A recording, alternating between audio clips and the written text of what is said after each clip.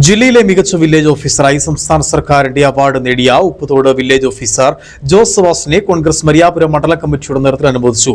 മണ്ഡലം പ്രസിഡന്റ് ജോബി തയ്യലിന്റെ അധ്യക്ഷതയിൽ സംഘടിപ്പിച്ച പരിപാടികളിൽ Idukki block panchayat vice president AP Usman, Mariyapuram panchayat president Gipsy Jimmy, ജില്ലാ പഞ്ചായത്ത് ഡിവിഷൻ മെമ്പർ ഫ്രാൻസിസ് ദേവസ്യ എന്നിവർ ചേർന്ന് വില്ലേജ് ഓഫീസറെ ആദരിച്ചു.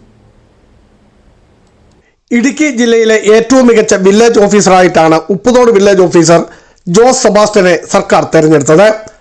നാട്ടിലെ ജനങ്ങളുടെ സാഹചര്യങ്ങൾക്കനുസരിച്ച് അനുകൂല നിലപാടുകൾ എടുക്കുന്ന നല്ല മനസ്സിന് ഉടമയായ വില്ലേജ് ഓഫീസർ ജോസ് സെബാസ്റ്റ്യനെ ഇന്ത്യൻ നാഷണൽ കോൺഗ്രസ് മരിയാപുരം മണ്ഡലം കമ്മിറ്റിയുടെ നേതൃത്വത്തിൽ അനുമോദിച്ചു.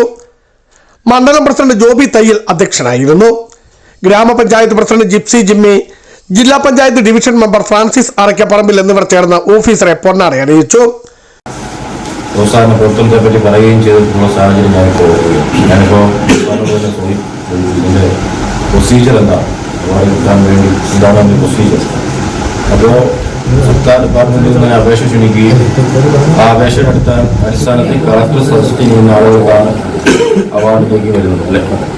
അപ്പോൾ തീർച്ചയായിട്ടും ഞങ്ങൾക്ക് അഭിമാനം എന്ന് പറയുന്നത് പ്രിയപ്പെട്ട ജോസാർ